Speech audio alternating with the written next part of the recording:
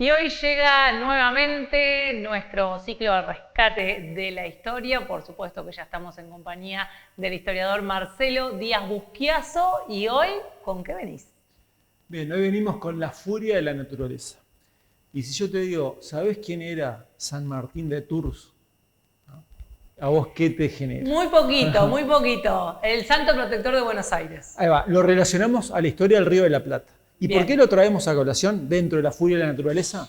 Porque en 1792 hubo un hecho que llegó hasta que Buenos Aires estuviese prácticamente en pánico, en crisis, y fue una de las grandes bajantes del Río de la Plata. La mayor registrada por los documentos desde la creación de Buenos Aires. Así que imaginemos que fue un pampero furioso de varios días y que hizo que literalmente el Río de la Plata se retirara. Y a raíz de eso, posteriormente, o sea, muchos años después, Manuel Mujica Lainez hizo una novela que es espectacular, se llama El Pastor del Río, donde Vamos a anotar. va a venir a pedido de la gente de Buenos Aires, de la población, en su novela que se las invito para que la lean, San Martín de Tours, a tratar de resolver eso y que cabalgando con las aguas del Río de la Plata volviese a crecer otra vez. Incluso los documentos dicen que se llegó prácticamente desde Buenos Aires a Colonia a caballo. Y es muy interesante lo que pasó sobre esta bajante. Pero hemos tenido episodios de bajantes, nosotros los vemos, Muchos. donde queda muchas veces descubierto esa formación geológica que tenemos del Mioceno tardío, como la formación Camacho, donde habitó toda la fauna del período que era el mar entrerriense, pero también tenemos elementos de ya la fauna prehistórica,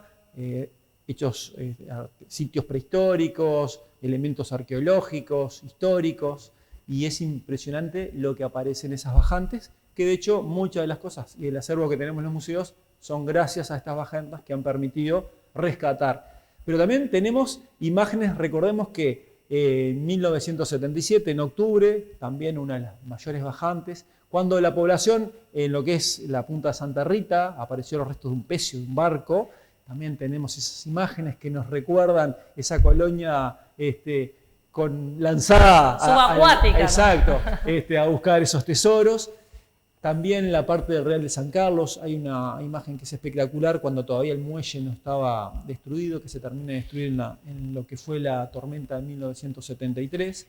Y nos va a generar en el 84 otra imagen que es muy reconocida, cuando un grupo de jóvenes encuentra un cañón que actualmente está en el espacio portugués, y hace poco lo tratamos, y nos genera eso. Pero no solo hubo bajantes, sino que hemos tenido episodios de ciclones, tormentas muy fuertes relacionadas a lo que es esa colonia. Y hay una imagen donde está la calle de los Suspiros, que parece que fuera un arroyo que corriera por el medio, que es un torrente impresionante, y también aquellas imágenes que agradecemos también a la colección de fotos de Plaván, que gentilmente ha accedido a que la podamos presentar, de las inundaciones del 59.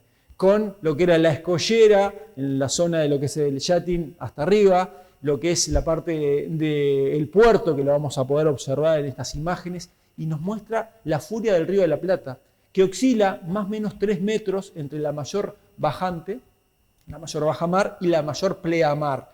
Y debido a esos vientos del sector, puntualmente las sudestadas, es lo que genera, cuando hay lluvia también, que el Río de la Plata crezca, y pasó lo que nos sucedió en 1959. Inundaciones que están en libros de historia, donde uno accede también a las políticas que tuvo que seguir el gobierno en esos momentos, por lo que era la muerte sobre todo de ganado, y gente que al día de hoy la recuerda, gente de campo principalmente. Y poblaciones como fue Paso de los Toros, que estuvo al borde de un colapso cuando el agua, el embalse del Río Negro, pasó por encima de la represa el Rincón del Bonete, y eso también es impresionante. Bueno, aquí vamos a encontrar estas imágenes y la vamos a ver de esa colonia inundada, no solo las bajantes, la caballada también en la década del 60, ese paso sobre la caballada también totalmente inundado, y lo que nos deja últimamente es el puente, el Paso del Pelado, el puente Reginaldo Ut, con la creciente donde el arroyo Miguelete, en este caso de Bordeaux, o en Carmelo, sobre el arroyo de las Vacas, cuando los barcos chocaron en el puente giratorio,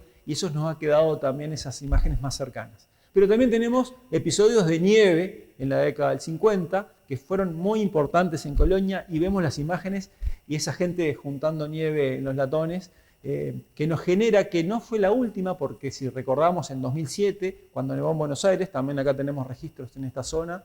De hecho, en el periódico Verdad de Tarariras, me acuerdo que en la tapa salió la noche que nevó en Tarariras, y lo tenemos muy presente. Pero si hablamos también de tormentas de bajantes, tenemos los ciclones, las tormentas fuertes, aquellas que, gracias a esto, a un fenómeno natural, generó un movimiento popular que fue cuando se derrumbó parte ya final de la Plaza de Toros. Y aquel movimiento, Salvemos la Plaza de Toros, ¿tá? Yo digo, gracias o culpa a este fenómeno climatológico, generó que la plaza pudiera ser lo que es disfrutable por todos. Pero vamos a marcar 2 episodios puntuales en Colonia del Sacramento. Seguro que Canal 3 tiene registros. Yo creo que debería, no los debe tener, ¿por qué? Porque hay un tema también. Mirá que sí, mirá que sí.